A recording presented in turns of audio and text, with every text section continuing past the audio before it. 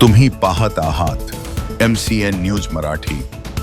कारंजा तालुक्यातील उंबरडा बाजार परिसरात गावालगत असलेल्या जागेवरून मोठ्या प्रमाणात मुरुमाचे अवैधरित्या उत्खनन व वाहतूक सुरू असून महसूल विभाग याकडे हेतुपुरस्सर दुर्लक्ष करीत असल्याचे चित्र समोर आले आहे।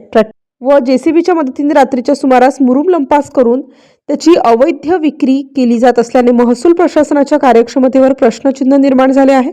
विशेष म्हणजे या अवैध उत्खननात वापरण्यात येणारे ट्रॅक्टर व जेसीबी कोणाच्या मालकीचे आहेत याची पूर्ण माहिती संबंधित तलाठ्यांकडे असून देखील कारवाईचा कुठलाही ठोस पाऊल उचललं जात नसल्याने मुरुम माफियांना अभय मिळत असल्याचा आरोप ग्रामस्थांमधून होत आहे।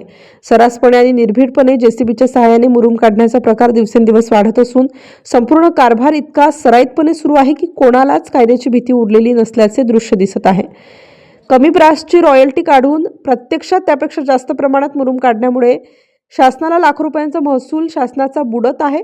महसूल प्रशासनाने रॉयल्टी धारकांनी दाखवलेल्या जागेवर प्रत्यक्ष जाऊन परवानगी व उत्खननाची पडताळणी केल्यास मोठे घबाड उघडकीस येऊ शकते, अशी चर्चा स्थानिक नागरिकांमध्ये होत आहे। MCN news मराठीकरिता Umesh Kalbande, Karanja Lad.